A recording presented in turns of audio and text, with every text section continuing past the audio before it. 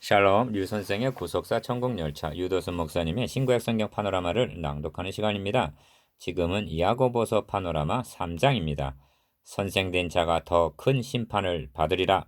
요절은 1절 내 형제들아 너희는 선생된 우리가 더 큰 심판 받을 줄을 알고 많이 선생이 되지 말라. 3장의 중심점은 선생된 자가 더 큰 심판받을 줄을 알고 많이 선생이 되지 말라는 데 있습니다. 선생이라는 말이 문자적으로는 1절에 2번 등장할 뿐이지만 3장 전체가 선생을 염두에 두고 하는 말씀임을 유념해야만 합니다. 3장은 크게 두 부분으로 나누어지는데 앞부분 1절에서 12절까지는 말과 결부된 혀에 대한 경계요, 뒷부분 13절에서 18절까지는 너희 중에 지혜와 총명이 있는 자가 누구뇨 하고 13절 지혜와 총명으로 시작이 되는데 이것도 1절과 같이 선생된 자를 염두에 두고 하는 말씀입니다. 어찌하여 선생된 자가 더 큰 심판을 받게 되는가? 선생은 말과 지혜를 구사하는 자인데 이에 대한 실수가 많기 때문이라는 것입니다.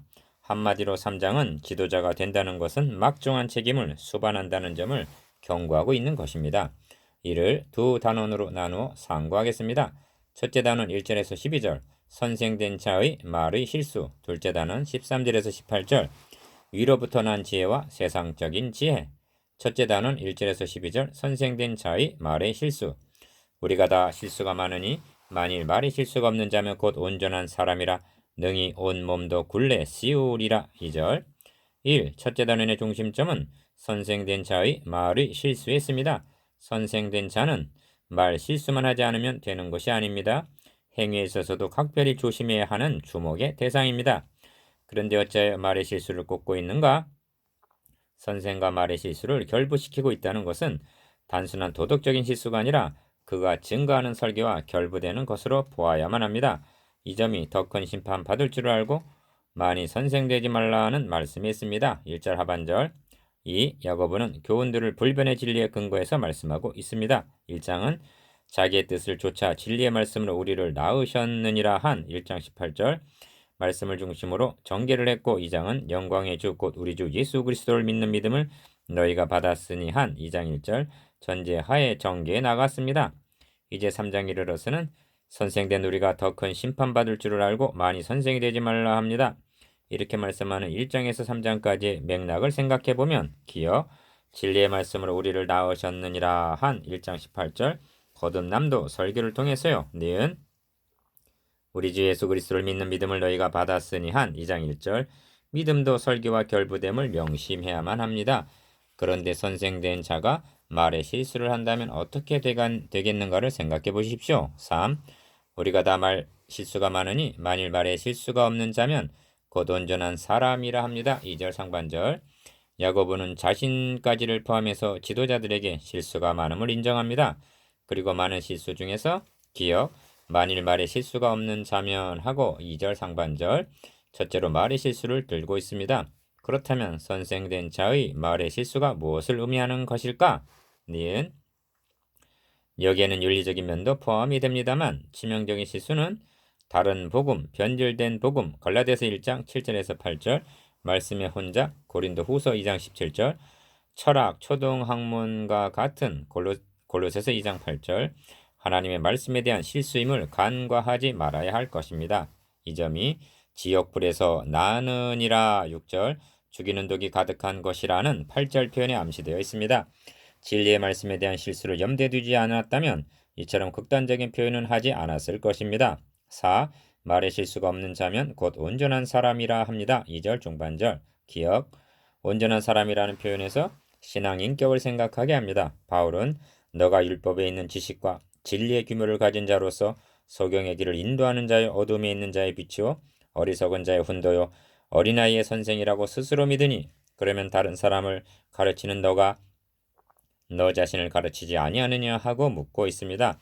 로마서 2장 21절 자신이 설교한 대로 실천하는 설교자가 온전한 사람입니다.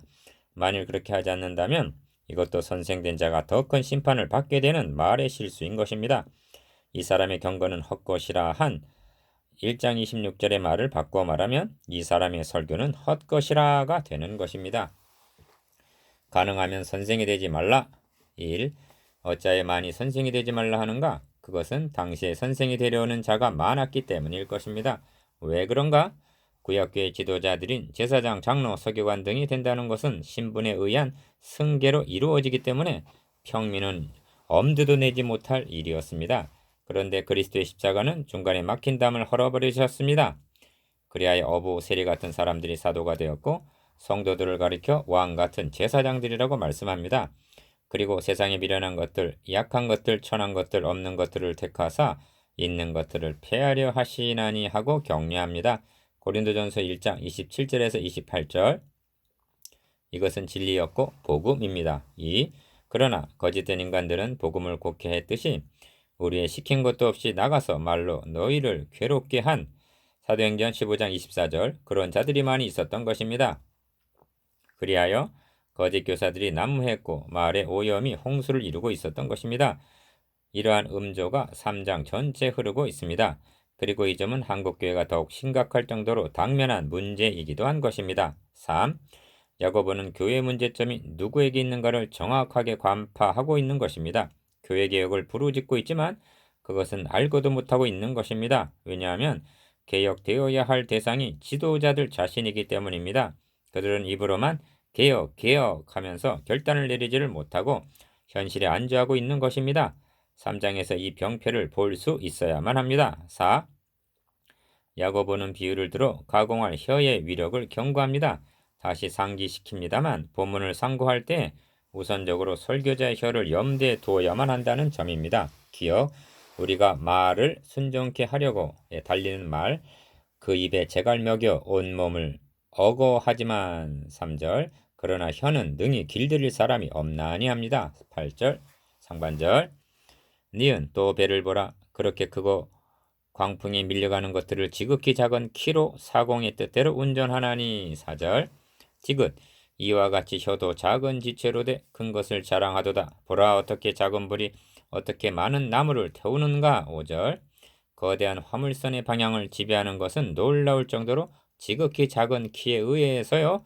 막대한 살림을 순식간에 황폐시키는 것은 담뱃불이라는 아주 작은 불씨로 말미암은 것입니다.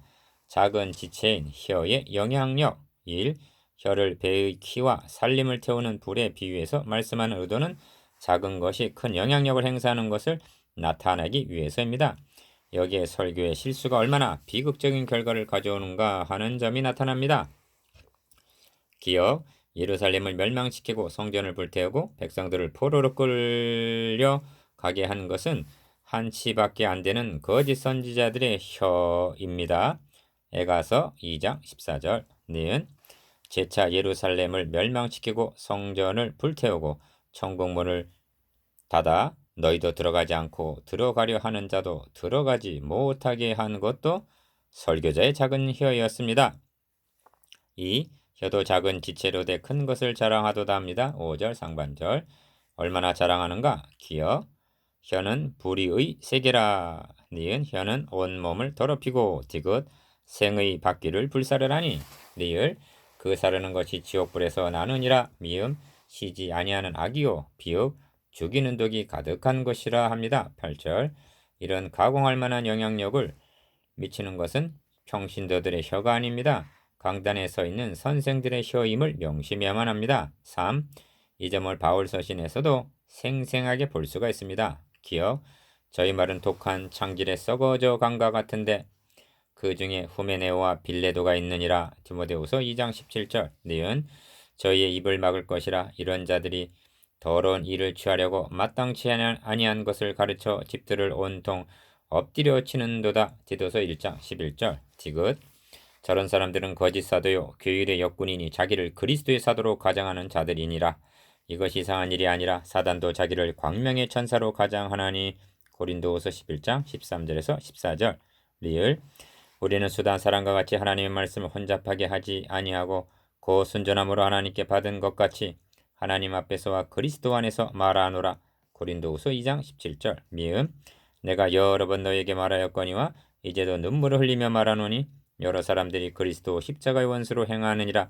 저희의 마침은 멸망이요 저희의 신은 배요 그 영광은 저희의 부끄러움에 있고 땅의 일을 생각하는 자라 합니다. 빌립보서 3장 18절에서 19절 그래도 혀로 자랑을 일삼아 말의 실수를 자행할 것인가? 혀들의 전쟁. 1. 계시록 16장에 보면 개구리 같은 새 더러운 영이 용의 입과 짐승의 입과 거짓 선지자 입에서 나온다고 말씀합니다. 계시록 16장 13절. 입에서 나온다 함은 말과 결부됨을 나타냅니다. 영적 전쟁이란 말들의 전쟁이요 말과 함께 역사하는 영들의 전쟁입니다. 이를 알았기에 이사야 선지자는 화로다 나여 망하게 되었도다. 나는 입술이 부정한 사람이요 입술이 부정한 백성 중에 거하면서 만군의 여호와이신 왕을 베어었음이로다 하고 이사야 6장 5절 부르짖게 이른 것입니다. 2. 내 형제들아 어찌 무화과 나무가 감람 열매를 포도나무가 무화과를 맺겠느냐 이와 같이 짠물이 단물을 내지 못하느니라. 12절 이 말씀은 주님께서 거짓 선지자들을 삼가라 하시면서 그의 열매로 그들을 알지니 가시나무에서 포도를 또는 엉겅퀴에서 무화과를 따겠느냐 하신 마태복음 7장 15절에서 16절 그런 말씀과 부합합니다. 오늘날 한국교회의 영적 수준이나 윤리적인 실상은 변명의 여지가 없이 해방 이후 설교를 통해서 심은 그대로 거두게 된 열매임을 인정해야만 합니다. 3. 이것으로 우리가 주 아버지를 찬송하고 또 이것으로 하나님의 형상대로 지음을 받은 사람들을 저주하나니 한 입으로 찬송과 저주가 나는도다. 내 형제들아 이것이 마땅치 아니하니라. 샘이 한 구멍으로 어찌 단물과 쓴물을 내겠느냐 합니다. 9절에서 11절 9절에서 11절까지는 우리의 이중성을 드러냅니다. 기억 주 아버지를 찬송하고 하나님의 형상대로 지음을 받은 사람을 저주하고 니은 한 입으로 찬송과 저주가 나는도다 합니다. 쓴물과 단물을 내는 샘은 따로 있습니다. 그러나 한 샘으로 단물과 쓴물을 동시에 내는 샘은 없다는 것입니다. 그런데 우리들의 입은 그런 괴상한 구멍이라는 것입니다. 특히 선생된 자의 입이 그러하다는 문맥입니다. 주님께서 당시의 지도자들을 향해서 7번이나 화 있을진저 하고 통렬히 책망하신 이유가 이 외식이라는 이중성 때문입니다. 둘째 단은 13절에서 18절 위로부터 난 지혜와 세상적인 지혜. 이러한 지혜는 위로부터 내려온 것이 아니요 세상적이요 정욕적이요 마귀적이니. 15절 1. 둘째 단원의 중심점은 세상적인 지혜와 하나님이 주신 지혜를 대조해서 말씀함에 있습니다. 이를 이해하기 쉽게 설명을 하면 악령에 의한 지배와 성령에 의한 지배라 할 수가 있습니다. 그리스도인이라면 모두가 성령의 인도를 받아야 마땅합니다. 그런 중에서도 특히 선생된 자는 더욱 그러합니다. 그런데 야고보가 이 경계를 하고 있는 것은 현실은 그러하지를 못하기 때문입니다. 2. 너희 중에 지혜와 청명이 있는 자가 누구뇨? 그는 선행으로 말미암아 지혜의 온유함으로 그 행함을 보일지니라 합니다. 13절 13절은 둘째 단원의 명제입니다. 이 안에 말씀하려는 바가 다 함축이 되어 있습니다. 기억 지혜와 청명이 있는 자란 당시의 랍비를 가리키는 말입니다. 그러니까 둘째 단원도 선생을 염두에 두고 하는 말씀입니다. 니은 그는 선생으로 말미암아 지혜의 온유함으로 그 행함을 보일지니라 합니다. 선행, 행함을 보이라. 즉 천사와 같이 말만 하지 말고 솔선수범을 하라는 뜻입니다. 이 점을 베드로는 맡기운 자들에게 주장하는 자세를 하지 말고 오직 양무리의 본이 되라 합니다. 베드로전서 5장 3절 주장하는 자세를 하지 말라는 뜻이 온유함으로라는 말에 나타납니다. 3. 그러나 너희 마음속에 독한 시기와 다툼이 있으면 자랑하지 말라. 진리를 거스려 거짓하지 말라 합니다. 14절 독한 시기, 다툼, 자랑, 진리를 거스림, 거짓이 14절 한 절 안에 다 들어있는데 이것이 너희 마음속에 있다는 것입니다. 누구의 마음속인가? 지혜와 총명 13절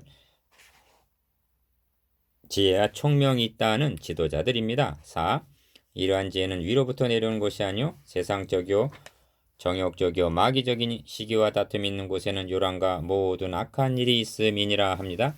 15절에서 16절 이는 마치 한국교회를 향해서 하는 말씀으로 여겨집니다. 교회가 분열하고 교단들이 난립하는 원인이 어디에 있는가? 신조와 교리가 달라서인가? 이는 세상적이요 정욕적이요 마귀적이니 시기와 다툼이 있는 곳에는 요란과 모든 악한 일이 있음이니라 하고 말할 수밖에는 달리 변명할 길이 없는 것입니다. 세상적이요 정욕적인 지혜 1. 오직 위로부터 난 지혜는 하고 17절 상반절 하나님이 주시는 지혜, 다시 말하면 성령의 인도함을 받는 것이 무엇임을 말씀합니다. 기억, 첫째 성결하고, 니은, 다음에 화평하고, 디귿, 관용하고 양순하며, 리을, 긍휼과 선한 열매가 가득하고, 미음, 편벽과 거짓이 없나니 합니다. 17절 하반절. 2. 선생된 우리가 더 큰 심판을 받을 줄 알고 많이 선생되지 말라 하고 1절.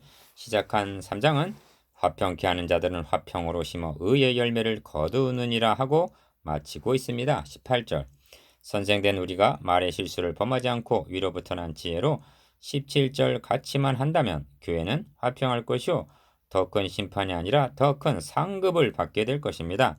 그리고 결론은 의의 열매를 거두느니라에 이르게 될 것입니다. 3장을 상고하고 난 이제 오늘의 선생된 자신이 더 큰 심판과 더 큰 상급 중 어느 것을 받게 되리라고 여겨지십니까? 3. 이제 묵상해 보겠습니다. 기억, 선생된 자의 치명적인 말의 실수에 대해서, 니은 세상적인 지혜와 위로부터 내려오는 지혜의 특성에 대해서, 디귿 우리는 어느 지혜에 의하여 지배를 받고 있는지에 대해서